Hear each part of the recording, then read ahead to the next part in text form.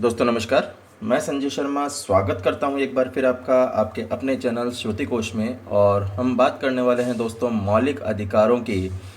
इससे पूर्व के वीडियो में दोस्तों हमने मौलिक अधिकारों के अंदर संस्कृति व शिक्षा संबंधी अधिकार की बात की थी, जो कि आर्टिकल 29 और 30 से जुड़ा हुआ है।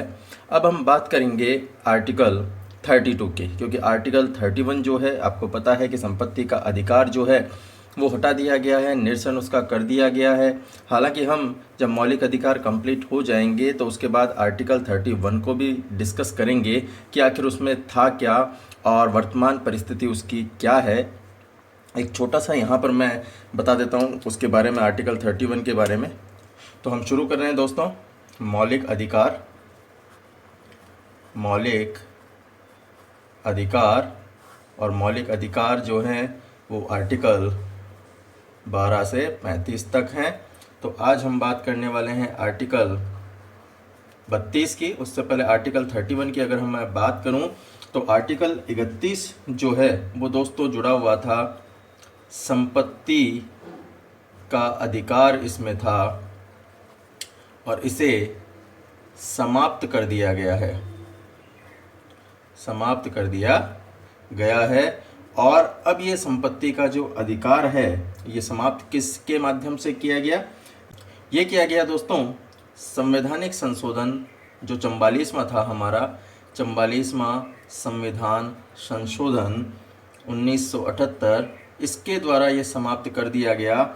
और ये भाग 3 से हटाकर, भाग 3 से हटाकर कहाँ पहुँचा दिया गया? अब इसे भाग 12 में आर्टिकल 300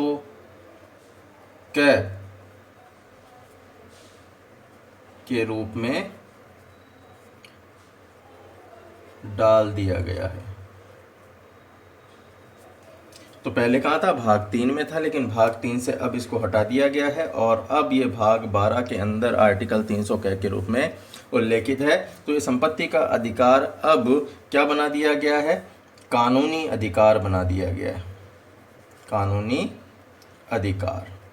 पहले क्या था? ये पहले मौलिक अधिकार के रूप में था, वर्तमान में ये कानूनिक अधिकार के रूप में है, वर्तमान में। और पहले क्या था? पहले मौलिक अधिकार। अब मौलिक अधिकार से हटाकर क्या कर दिया? इसको कानूनी अधिकार के रूप में समाहित कर दिया।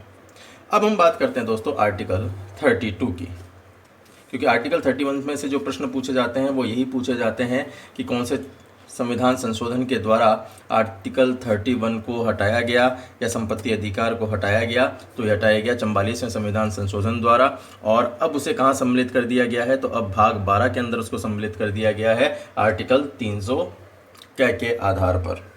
अब हम बात करते हैं आर्टिकल 32, जो कि हमारे मौलिक अधिकारों में सबसे महत्वपूर्ण ये अधिकार है, और इसे कहा जाता है संवैधानिक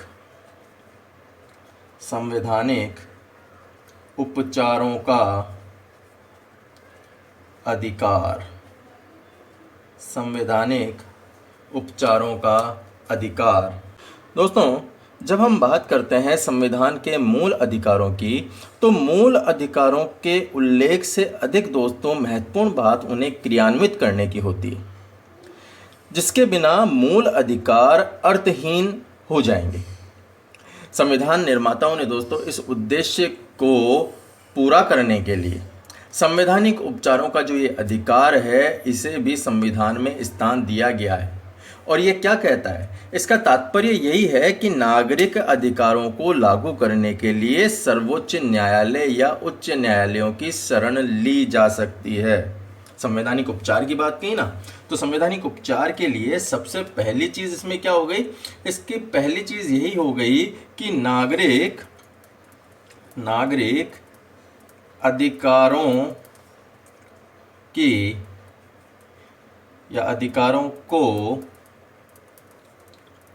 लागू करने के लिए सर्वोच्च न्यायालय या उच्च न्यायालय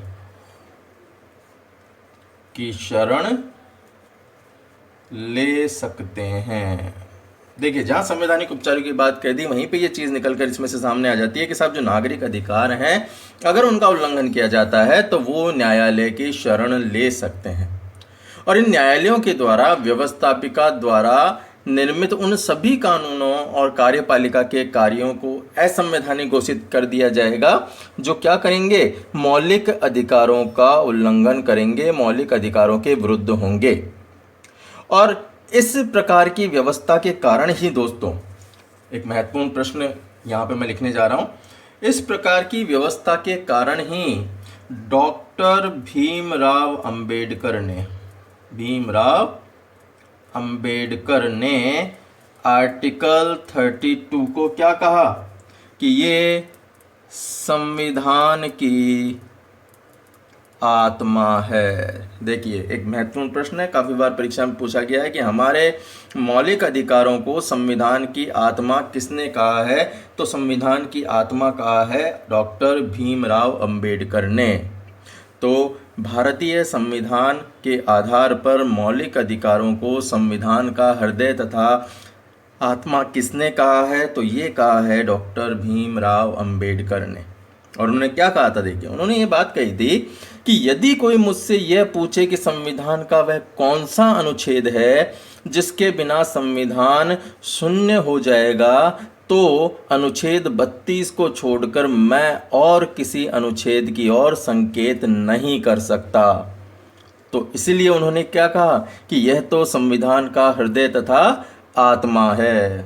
और यहीं पर एक और व्यक्ति की हम बात कर लेते हैं, और वो हैं दोस्तों न्यायाधीश गजेंद्र गढ़कर। न्यायाधीश गजेंद्र गढ़कर क्या कहते हैं इसके लिए, ये कहते हैं कि साहब आर्टिकल 32 ये क्या है, ये भारतीय संविधान का सबसे पुराना लक्षण है। भारतीय संविधान का सबसे पुराना लक्षण है। किसने कहा, गजेंद्र गढ़कर ने कहा। और क्या कहा, ये संविधान द्वारा स्थापित प्रजातांत्रिक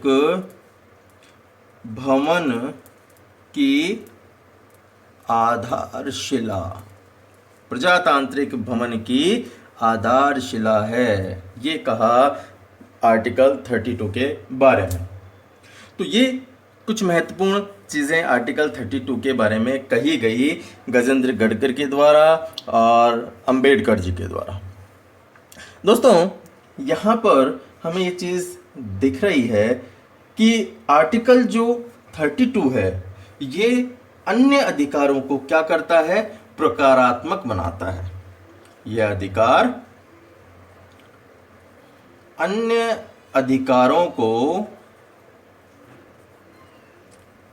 प्रकार्यात्मक बनाता है। देखिए, अन्य अधिकारों को ये प्रकार्यात्मक बनाता है, उन्हें कार्य करने योग्य बनाता है। यूं कह दें हम तो कि भाई ये आर्टिकल 32 जो है वो ही क्या कर रहा है, सभी अधिकारों को संरक्षण प्रदान कर रहा है और उनके आधार पर अन्य जो अधिकार हैं वो भी व्यक्तियों को प्राप्त हो रहे हैं इसके आधार पर। दोस्तों, मूल अधिकारों की संवैधानिक घोषणा तब तक अर्थहीन या तर्कहीन या हम ये कहें कि साफ शक्तिविहीन है जब तक कि कोई प्रभावी मशीनरी उसे लागू करने के लिए नहीं होती है। और ये आर्टिकल 32 इसी प्रकार की मशीनरी है। दोस्तों, उच्चतम न्यायालय ने भी यहाँ पे कहा आर्टिकल 32 के बारे में कि आर्टिकल 32 जो है संविधान की मूल विशेषता है और इस तरह संविधान संशोधन के द्वारा भी जो है वो इसे बदला नहीं जा सकता है। एक और महत्वपूर्ण चीज यहाँ पे कि उच्चतम न्यायालय नागरिकों के मूल अधिकारों का रक्षक एवं गारंटी देने वाला है। कौन? उच्चतम न्यायालय। और इसे इस प्रयोजन हेतु मूल और विस्तृत शक्तियां जो है वो प्राप्त है। दोस्तों, अधिकारों के हनन पर कोई व्यक्ति बिना अपीली प्रक्रिया के उच्चतम न्यायालय में जा सकता है, सीधे उच्चतम न्यायालय में जा सकता है, क्योंकि इसकी शक्तियां केवल आदेश या निर्देश तक सीमित नहीं है, ये सभी प्रकार की रिट जारी कर सकता है। अब यहां पे एक चीज और मैं बता दूं कि आर्टिकल 32 के अंतर्गत केवल मूल अधिकारों को ही गारंटी दी गई है दोस्तों, अन्य अधिकारों की बात नहीं की गई है, जैसे कि गैर मूल संवैधानिक अधिकार, असंवैधानिक अधिकार, लौकिक अधिकार, इनको गारंटी नहीं प्रदान की गई है। आर्टिकल 32 केवल मूल अधिकारों को ही गारंटी देता है। आर्टिकल 32 केवल मूल अधिकारों को गारंटी देता है, ना कि अन्य को भी। ये चीज़ यहाँ पे ध्यान देनी होगी, केवल मूल अधिकारों को गारंटी देता है। इसलिए अगर हम इसको ये भी कहें कि आर्टिकल 32 के तहत उच्चतम न्यायालय मूल अधिकारों से संबंधित मामलों पर प्रश्न नहीं उठा सकता, तो अतिशयोक्ति नहीं होगी। आर्टिकल 32 केवल इसलिए प्रयुक्त नहीं किया जा सकता कि केवल कार्यपालिका के आदेश या विधायिका की संवैधानिकता का निर्धारण किया जा सके। इसे किसी मूल अधिकार को सीधे हनन में भी प्रयुक्त किया जा सकता है। किसी व्यक्ति के मूल अधिकारों का अगर हनन होता है तो वहां पर सीधे वह उच्चतम न्यायालय की शरण लेके और उससे जो है अपने मूल अधिकारों का वापस प्रवर्तन करा सकता है। अब देखिए, बार बार हम कह रहे हैं कि साहब मूल अधिकार क्या है? संवैधानिक उपचारों का अधिकार है, संवैधानिक उपचारों का अधिकार है, अन्य मूल अधिकारों को ये संरक्षित करता है। तो दोस्तों यहाँ पर एक चीज़ और देखें कि आर्टिकल 32 जो है वो स्वयं ही मूल अधिकार है, क्योंकि हम क्या बात कर रहे हैं? मूल अधिकारों का हनन होने पर उच्चतम न्यायालय में जाने का अधिकार। तो इसका मतलब क्या है? आर्टिकल 32 क्या है? ये प्रदत्त अधिकार स्वयं ही मूल अधिकार है। और इस तरह अनुच्छेद 32 के तहत वैकल्पिक उपचार पर कोई रोक नहीं लग सकती। अब यहां पे देखिए, उच्चतम न्यायालय ने एक व्यवस्था और दी।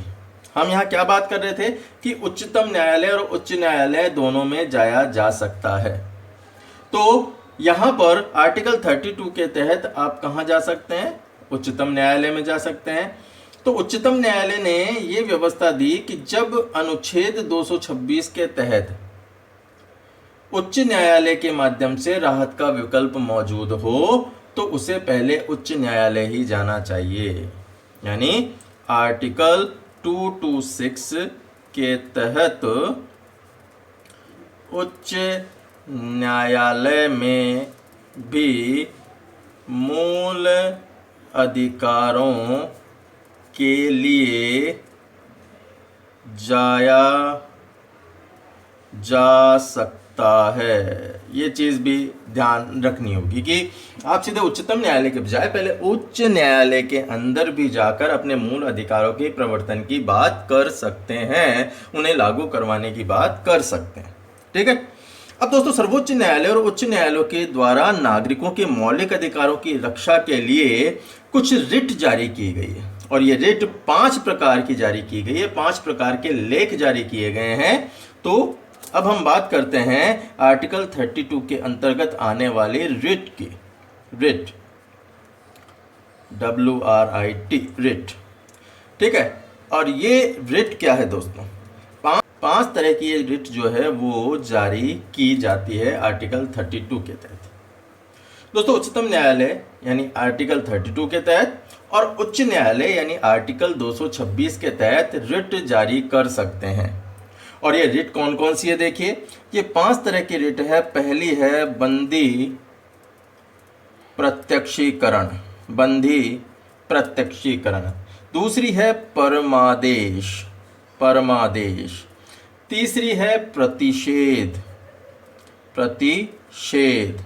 चौथी है आपकी उत्प्रेषण। और 5वीं है दोस्तों अधिकार प्रच्छा। ये 5 प्रकार की जो रिट है वो जारी करने का जो आदेश है आर्टिकल 32 के तहत दिया जाता है या आर्टिकल 226 के तहत ये जारी की जा सकती है। तो संसद किसी अन्य न्यायालय को भी इन रिटों को जारी करने का अधिकार दे सकती है, क्योंकि जो व्यवस्था है संसद की उसके द्वारा ये चीज़ें जो है वो लाई जा सकती है। लेकिन अभी तक किसी भी अन्य ऐसी व्यवस्था को या अन्य न्यायालय को ऐसी कोई व्यवस्था जो है वो नहीं दी गई है। केवल उच्चतम न्यायालय व उच्च न्यायालय को ही रिट जारी करने का अधिकार अभी दिया गया है, अन्य न्यायालय को नहीं।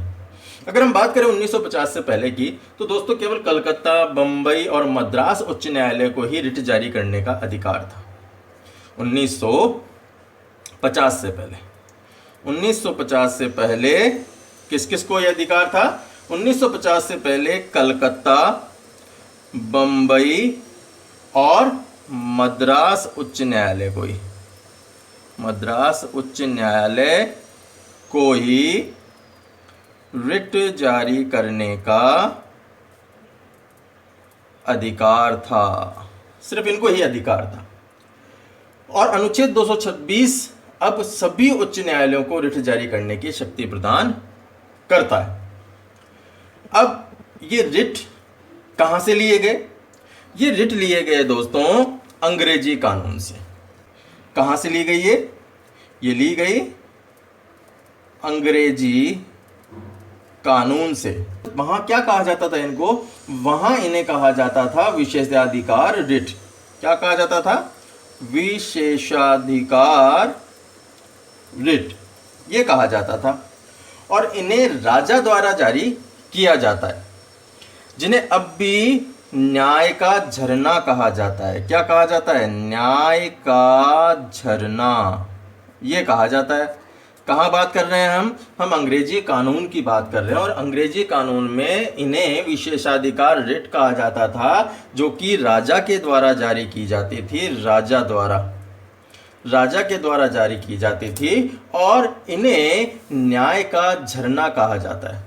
दोस्तों अब उच्च न्यायालय ने रिट जारी करना प्रारंभ कर दिया गया और यह रिट जो है ब्रिटिश लोगों के अधिकारों और स्वतंत्रता के कायम रखने के लिए वहाँ एक उपचार थी, जिसे हमने यहाँ पर अपने जो संविधान की जब चर्चा की गई, संविधान की जब बात की गई, तो हम उन चीज़ों को लेके आए जो हमारे नागरिकों के आधार पर ली जानी आवश्यक थी।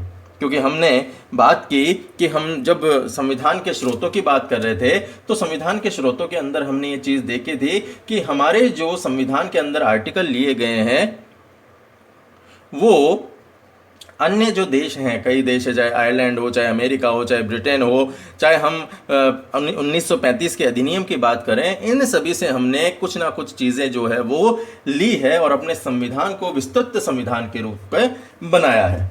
तो अब हम बात करें कि रिट जारी करने का अधिकार, दोस्तों यहाँ पे हम देखें कि उच्चतम न्यायालय को भी रिट जारी करने का अधिकार है और उच्च न्यायालय को भी रिट जारी करने का अधिकार है। तो क्या इनमें कोई अंतर भी है क्या? दोस्तों 3 प्रकार के अंतर सामान्यतः इनमें देखे जाते हैं। पहला तो क्या कि उच्चतम न्यायालय केवल मूल अधिकारों के क्रियान्वयन को लेकर रिट जारी कर सकता है, लेकिन उच्च न्यायालय जो है किसी और उद्देश्य को लेकर भी इसे जारी कर सकता है। यहाँ पर 3 प्रकार की भिन्नता है। देखिए कई बार क्या होता है, हम ये तो कहते हैं कि साहब ये जारी की जाती है, लेकिन ये दोनों में भिन्नता क्या है आखिर? उच्चतम न्यायालय एवं उच्च न्यायालय के रिट संबंधी क्षेत्राधिकार में भिन्नता की बात कर लेते हैं। क्या भिन्नता है आखिर? तो पहली भिन्नता तो ये है कि साहब उच्चतम न्यायालय, सुप्रीम कोर्ट जो है, सुप्रीम कोर्ट केवल मूल अधिकारों के लिए रिट जारी कर सकता है, जबकि उच्च न्यायालय जो है इनके अलावा किसी अन्य उद्देश्य के लिए भी इसे जारी कर सकते हैं। पहली चीज तो ये, ठीक है, पहला अंतर तो यही हो गया।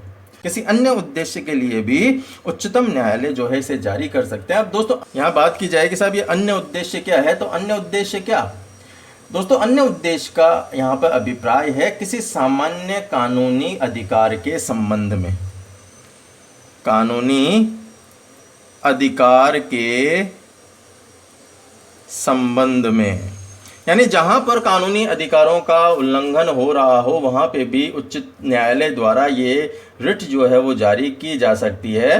तो इस तरह उच्चतम न्यायालय के रिट संबंधी जो न्यायिक अधिकार हैं वो उच्च न्यायालय से कम विस्तृत हैं। देखिए उच्चतम न्यायालय बड़ा होते हुए भी क्या है, उच्च न्यायालय से कम है। नेक्स्ट अगर हम इसमें भिन्नता की बात करें तो अगली भिन्नता क्या है इनमें दोस्तों, उच्चतम न्यायालय किसी एक व्यक्ति या सरकार के विरुद्ध रिट जारी कर सकता है, जबकि उच्च न्यायालय सिर्फ संबंधित राज्य के व्यक्ति या अन्य क्षेत्र के राज्य को, या यदि मामला दूसरे राज्य से संबंधित हो तो फिर वहां के खिलाफ ही जारी कर सकता है। ये चीज भी देखनी होगी। तो हमने क्या कहा कि साहब उच्चतम न्यायालय, क्योंकि क्षेत्राधिकार तो संपूर्ण भारत होता है ना इसका, इसीलिए सुप्रीम कोर्ट किसी एक व्यक्ति या सरकार के विरुद्ध, एक व्यक्ति या सरकार के विरुद्ध रिट जारी कर सकता है, जबकि हाई कोर्ट क्या कर सकता है, हाई कोर्ट सिर्फ संबंधित राज्य के व्यक्ति के खिलाफ ही जारी कर सकता है। ठीक है, ये दूसरा इनके अंदर अंतर हुआ। तो इस रिट को जारी करने के संबंध में उच्चतम न्यायालय का क्षेत्रीय जो न्याय क्षेत्र है वो ज्यादा विस्तृत होता है। तो ये हमने बात की कि साहब उच्चतम न्यायालय को किस प्रकार रक्षक और गारंटी देने वाला बनाया गया है आर्टिकल 32 के अंतर्गत। अब हम बात करते हैं सबसे पहले पहली रिट की, जो हमारी कहलाती है बंदी प्रत्यक्षीकरण। बंदी प्रत्यक्षीकरण, बंदी प्रत्यक्षीकरण, और इसको क्या कहा जाता है, इसको हेबस कॉर्पस भी कहा जाता है। Habeas corpus. दोस्तों जो बंदी प्रत्यक्षीकरण है ये लैटिन शब्द है, लैटिन शब्द है, और इस शब्द के अगर अर्थ की बात की जाए तो इसका अर्थ होता है सशरीर उपस्थित होना, सशरीर उपस्थित होना, या फिर इसको कहा जाता है को प्रस्तुत किया जाए, सशरीर उपस्थित होना या को प्रस्तुत किया जाए। दोस्तों व्यक्तिगत स्वतंत्रता के लिए ये लेख सर्वाधिक महत्वपूर्ण है। ये उस व्यक्ति की प्रार्थना पर जारी किया जाता है जो ये समझता है कि उसे अवैध रूप से बंदी बनाया गया है, और इसके द्वारा न्यायालय बंदीकरण करने वाले अधिकारी को आदेश देता है कि वह बंदी बनाए गए व्यक्ति को निश्चित समय और स्थान पर उपस्थित करे, जिससे कि क्या, न्यायालय बंदी बनाए जाने के कारणों पर विचार कर सके कि आखिर इसे बंदी क्यों बनाया गया है, और दोनों पक्षों की बात सुनकर न्यायालय ये निर्णय करता है कि ये जो बंदी बनाया गया है ये वैध है या अवैध है, या इसको छोड़ना चाहिए। तो इसकी आज्ञा जो है ये संपूर्ण परिस्थिति को देखकर कौन करता है, न्यायाधीश करता है। तो क्या कहा हमने बात की कि इस रिट के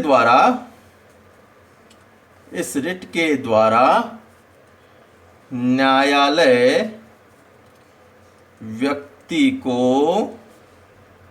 सशरीर, यानी स्वयं उसकी उपस्थिति, सशरीर का मतलब क्या कि स्वयं उसकी उपस्थिति, सशरीर अपने सामने उपस्थित कराता है, जिससे क्या कर सके, न्यायालय उस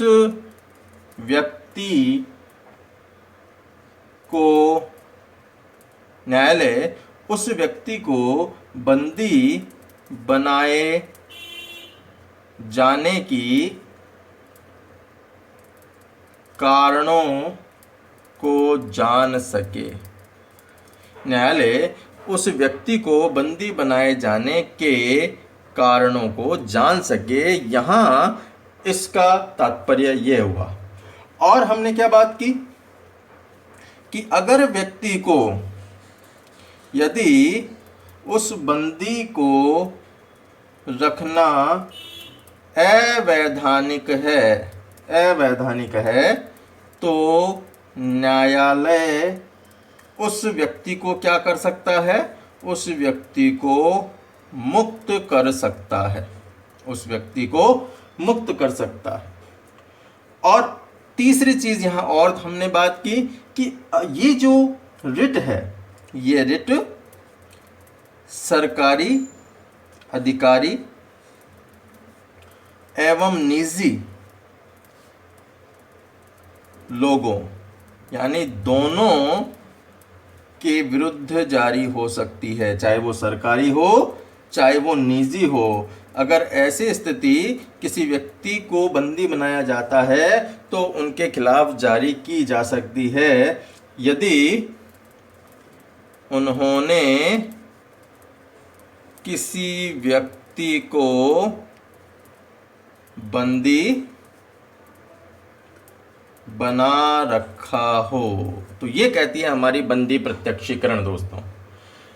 तो इसके आधार पर क्या हुआ? इसके आधार पर हमने बात की कि साहब ये सार्वजनिक प्राधिकरण के व्यक्ति के भी विरुद्ध जारी की जा सकती है और व्यक्तिगत रूप से भी व्यक्ति के विरुद्ध जारी की जा सकती है। ठीक है। अब देखिए यहां पर हमें एक दो चीज और देखनी होगी कि ये रिट कब जारी नहीं की जा सकती। दोस्तों ये रिट तब जारी नहीं की जा सकती जबकि हिरासत कानून जो है वो सम्मत है, यानी हिरासत में जो लिया गया व्यक्ति है वो किसी कानून के तहत लिया गया है, या फिर कार्यवाही जो है किसी विधानमंडल या न्यायालय की अवमानना के तहत हुई हो तो ये जारी नहीं की जा सकती, या फिर न्यायालय द्वारा हिरासत में रहने के लिए कहा हो तब जारी नहीं की जा सकती, या फिर हिरासत न्यायालय के न्याय क्षेत्र से बाहर हुई हो तब इस प्रकार की रिट जो है वो जारी नहीं की जा सकती। बाकी ये रिट जारी की जा सकती है। ठीक है दोस्तों। तो ये रिट कब जारी नहीं की जा सकती? रिट कब जारी नहीं की जा सकती? भाई जारी कब की जा सकती है वो हमने बात कर ली। अब कब जारी नहीं की जा सकती वो हम देख लेते हैं। तो पहली चीज तो कि साहब ये रिट तब जारी नहीं की जा सकती जबकि हिरासत कानून सम्मत है। रिट कब जारी नहीं की जा सकती? जब हिरासत कानून सम्मत है।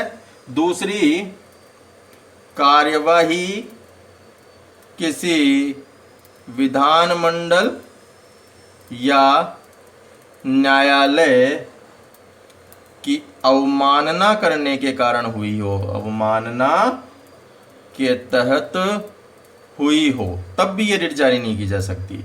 और तीसरी चीज, न्यायालय के द्वारा हिरासत में लिया गया हो, न्यायालय द्वारा हिरासत में।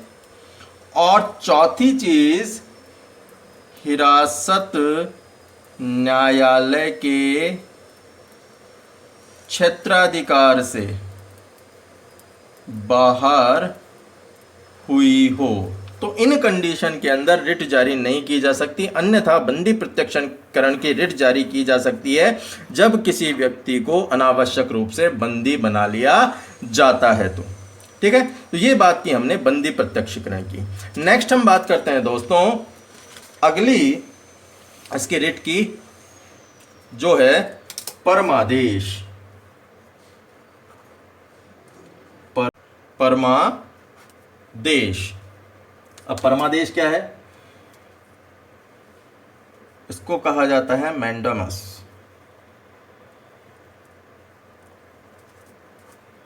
ठीक है। यह भी एक लैटिन शब्द है, लैटिन शब्द है और जिसका अर्थ होता है आज्ञा देना। आज्ञा देना इसका शाब्दिक अर्थ है।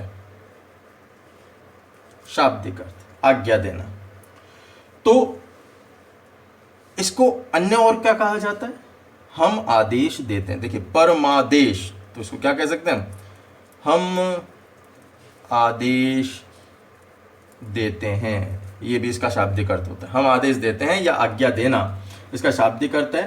दोस्तों ये एक नियंत्रण है जिसे न्यायालय द्वारा सार्वजनिक अधिकारियों को जारी किया जाता है ताकि उनसे उनके कार्यों और उनके मना करने के संबंध में पूछा जा सके। इसे किसी भी सार्वजनिक इकाई के विरुद्ध, निगम या फिर अधीनस्थ न्यायालयों या फिर प्राधिकरणों या फिर सरकार के खिलाफ जारी किया जा सकता है। तो परमादेश का लेख उस समय जारी किया जाता है जब कोई पदाधिकारी अपने सार्वजनिक कर्तव्य का निर्वहन नहीं करता है। तो सिंपल सी भाषा में हम इसको समझ सकते हैं कि यह आदेश तब जारी किया जाता है जबकि कोई पदाधिकारी अपने सार्वजनिक कर्तव्य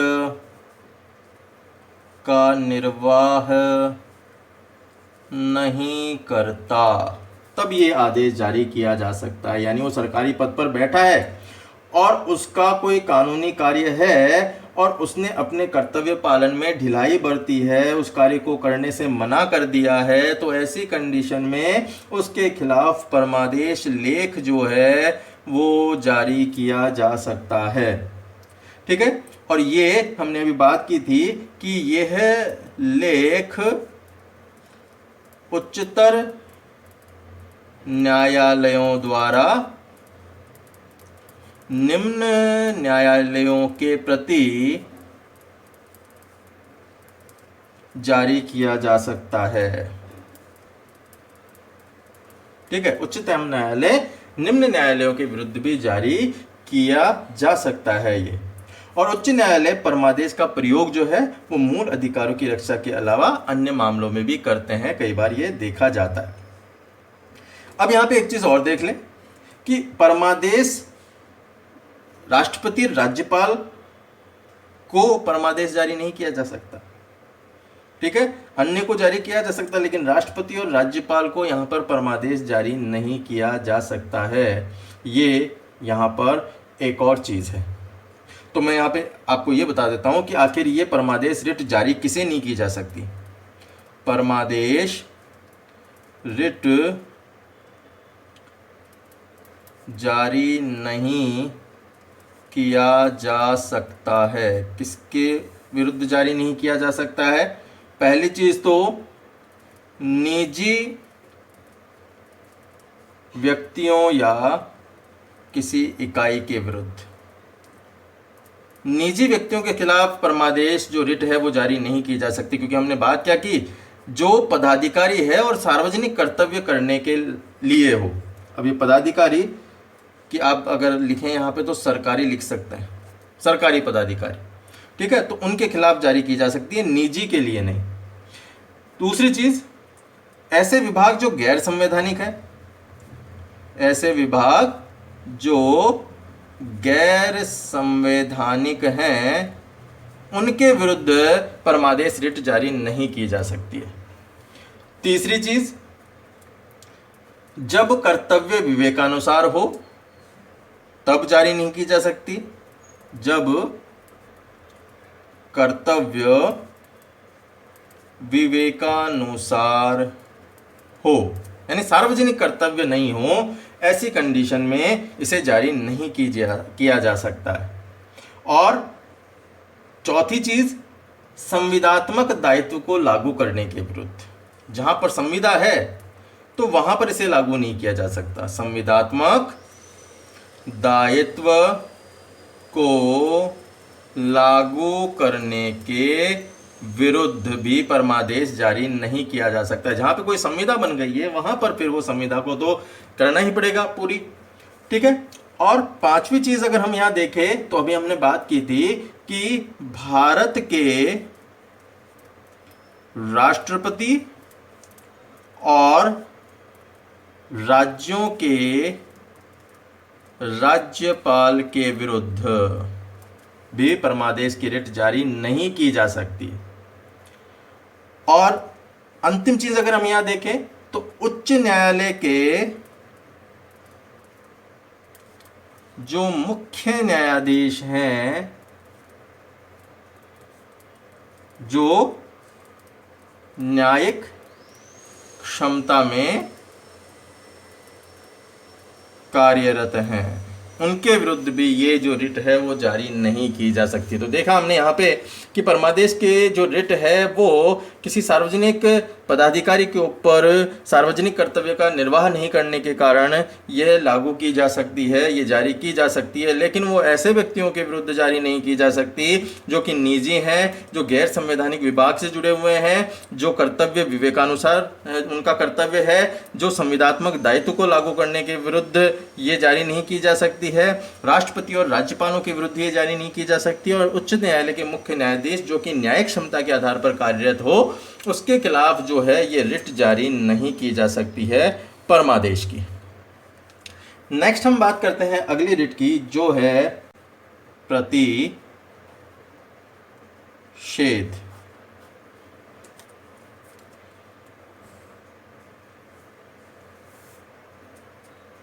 प्रोहाइबिशन।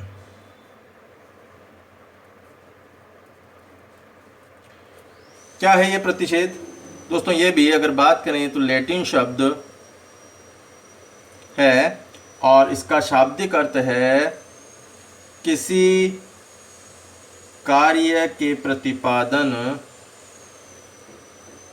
किसी कार्य के प्रतिपादन को प्रतिबंधित करना, किसी कार्य के प्रतिपादन को प्रतिबंधित करना। प्रतिषेध यानी इसको सिंपल एक वर्ड के अंदर बात करें तो क्या कह सकते हैं? रोकना। प्रतिषेध को क्या कहेंगे हम? रोकना। सिंपल, यानी किसी कार्य के प्रतिपादन को प्रतिबंधित करना, रोकना। तो इसे किसी उच्च न्यायालय द्वारा अधीनस्थ न्यायालयों को या फिर अधिकरणों को अपने न्याय क्षेत्र से उच्च न्यायिक कार्यों को करने से रोकने के लिए जारी किया जाता है। जिस तरह परमादेश सीधे सक्रिय रहता है, प्रतिषेध सीधे सक्रिय नहीं रहता है।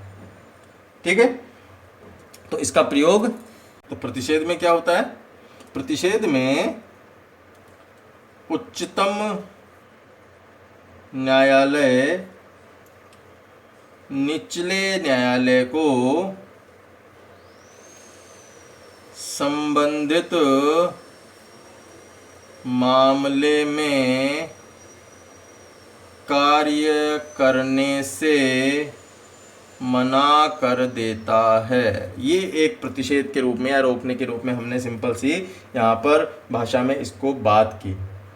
दोस्तों परमादेश के अंतर्गत न्यायपालिका के द्वारा कुछ कार्य करने का निर्देश दिया जाता है, जबकि प्रतिषेध के अंतर्गत कार्य करने के लिए मना कर दिया जाता है। अगर हम परमादेश प्रतिषेध की बात करें तो परमादेश में तो क्या कहा जा रहा था कि कुछ कार्य किए जा सकते हैं, लेकिन प्रतिषेध के अंदर मना कर दिया जाता है। और प्रतिषेध का प्रयोग सामान्यतः न्यायिक और अर्ध न्यायिक निकायों के विरुद्ध किया जाता है।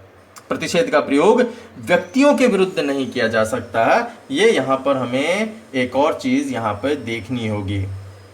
तो यहाँ पर हम एक महत्वपूर्ण नोट डाल के लिख लेते हैं कि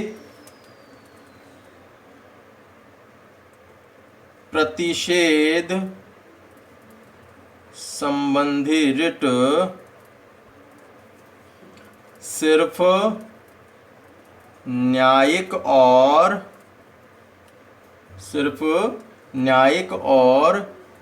अर्ध न्यायिक प्राधिकरणों के विरुद्ध ही जारी की जा सकती है।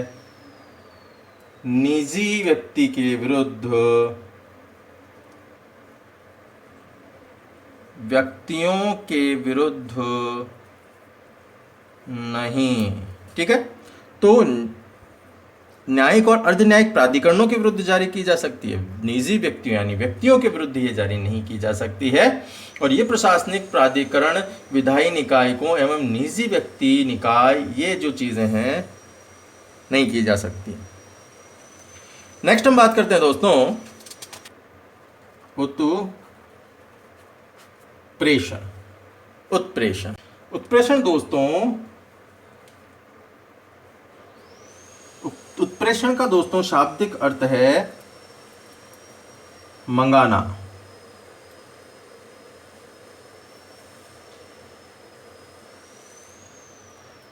या प्रमाणित होना या सूचना देना, ये इसका शाब्दिक अर्थ निकाला जाता है। तो इसे एक उच्च न्यायालय द्वारा अधीनस्थ न्यायालयों को या अधिकरणों को या लंबित मामलों में स्थानांतरण को सीधे या पत्र जारी कर किया जाता है, और इसमें न्यायिक क्षेत्र या न्यायिक क्षेत्र की कमी या फिर कानून में खराबी के आधार पर जारी किया जा सकता है। यह आज्ञापत्र जो है दोस्तों अधिकांशतः किसी विवाद को निम्न न्यायालय से उच्च न्यायालय में भेजने के लिए जारी किया जाता है, जिससे वह अपनी शक्ति के आधार पर जिससे वह अपनी शक्ति से अधिक अधिकारों का उपयोग न करें या फिर अपनी शक्ति का दुरुपयोग करते हुए न्याय के सिद्धांतों को भंग ना करे। इसलिए निम्न से उच्च में इसे जारी किया जाता है कि उसे भेज दिया जाए निम्न से उच्च में।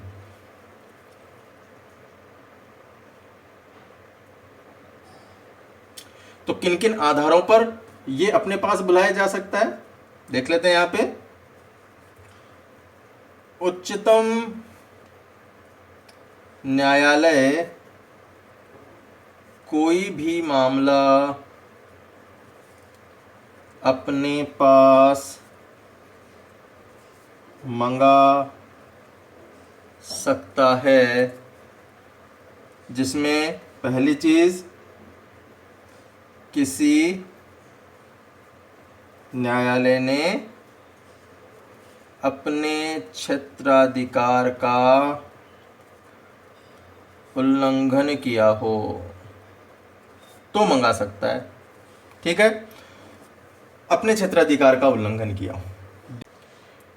न्यायिक क्षेत्र या न्यायिक क्षेत्र की कमी या कानून में खराबी के आधार पर। और तीसरी चीज एक और यहां देख लें कि उत्प्रेषण की रिट निर्णय देने के बाद भी जारी की जाती है। तो यह है उत्प्रेषण, और इसे सेटियोरेराई भी कहा जाता है।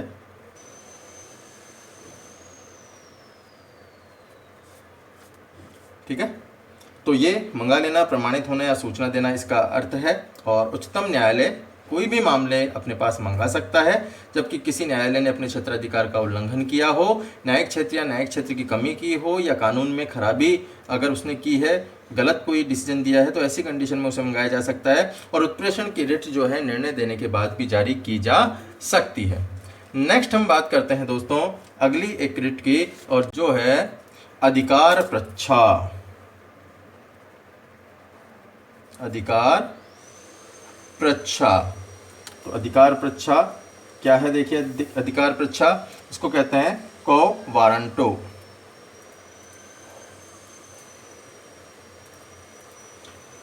तो इस रिट के अंतर्गत क्या होता है, जब कोई व्यक्ति ऐसे पदाधिकारी के रूप में कार्य करने लगता है जिसके रूप में कार्य करने का उसे अधिकार ही नहीं है, तो न्यायालय उससे पूछता है, प्रच्छा मतलब पूछना, न्यायालय उससे पूछता है, उसे आदेश देता है कि भाई किस आधार पर तूने इस पद पे कार्य किया है, किस आधार पे आप इस पद पे कार्य कर रहे हो।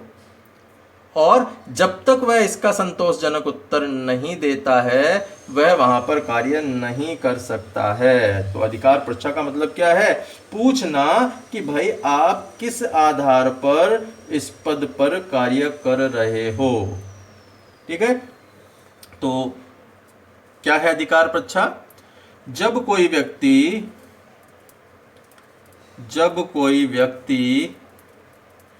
ऐसे पदाधिकारी के रूप में कार्य करने लगता है, जिसके रूप में कार्य करने का उसे वैधानिक रूप से अधिकार नहीं है, तो न्यायालय अधिकार परीक्षा के आदेश द्वारा उस व्यक्ति से पूछता है कि, दोस्तों यहाँ पे तो ये चीज़ ध्यान रखो, परीक्षा मतलब पूछना, तो उससे पूछता है कि वह किस आधार पर इस पद पर कार्य कर रहा है, किस आधार पर इस पद पर कार्य कर रहा है, और जब तक वह इस प्रश्न का संतोषजनक उत्तर नहीं देता, वह कार्य नहीं कर सकता। यानी उसे उत्तर देना पड़ेगा कि भाई किस कारण मैं यहाँ पे कार्य कर रहा हूं। ठीक है, तो दोस्तों अधिकार परीक्षा को जारी करने के लिए क्या क्या शर्तें हो सकती है। अब देखिए यहाँ पर शर्तें ये है कि पद सार्वजनिक होना चाहिए, दूसरा पद निजी नहीं होना चाहिए, और तीसरा ऐसे व्यक्ति को पद पर नियुक्त करने में विधि का उल्लंघन हुआ हो। ये चीज ध्यान रखनी होगी। तो शर्तें क्या है रिट जारी करने के, कौन सी, अधिकार परीक्षा। तो पहली शर्त तो यही कि पद सार्वजनिक यानी सरकारी होना चाहिए। ठीक है, यानी दूसरी चीज क्या, किसी कानून या संविधान द्वारा पद सृजित हो। तीसरी चीज, पद निजी नहीं होना चाहिए। और चौथी चीज, ऐसे व्यक्ति को पद पर नियुक्त करने में विधि का क्या हो, विधि का उल्लंघन हुआ हो। तो ये कुछ शर्तें हैं अधिकार परीक्षा को लागू करने के लिए कि रिट तब जारी की जा सकती है जब ये चीज़ें हों कि पद सार्वजनिक हो और ऐसे व्यक्ति का जो पद है वो संविधान या कानून के आधार पर सृजित हो और पद निजी नहीं होना चाहिए, सार्वजनिक होना चाहिए, और ऐसे व्यक्ति का पद पर नियुक्ति करते समय नियुक्त करने में किसी विधि का उल्लंघन हुआ हो तो ऐसे व्यक्ति के विरुद्ध अधिकार परीक्षा जो है जारी की जा सकती है। तो ये थी चीज़ें दोस्तों आर्टिकल 32 से जुड़ी हुई। तो ये था आज का दोस्तों हमारा वीडियो, जिस वीडियो में हमने आर्टिकल 32 के बारे में चर्चा की। आशा है आपको ये चीज़ें जो है वो सारी समझ में आई होगी, क्योंकि इनसे ये काफ़ी महत्वपूर्ण आर्टिकल है आर्टिकल 32, जो कि पूरा का पूरा मौलिक अधिकारों का निचोड़ है और मौलिक अधिकारों के संरक्षण को प्रदान करने वाला एक स्थायी आधार है, स्थायी स्तंभ है। तो ये जो चीज़ें हैं ये काफ़ी प्रश्नों का समावेश इसके अंदर हो गया है, तो आप इसे ध्यान से पढ़ें। और अगर वीडियो आपको पसंद आए तो अन्य लोगों के साथ भी इसे साझा करें, शेयर करें, ज़्यादा से ज़्यादा लोगों को अपने चैनल के साथ जोड़ने का प्रयास करें। धन्यवाद दोस्तों, आपका दिन शुभ हो।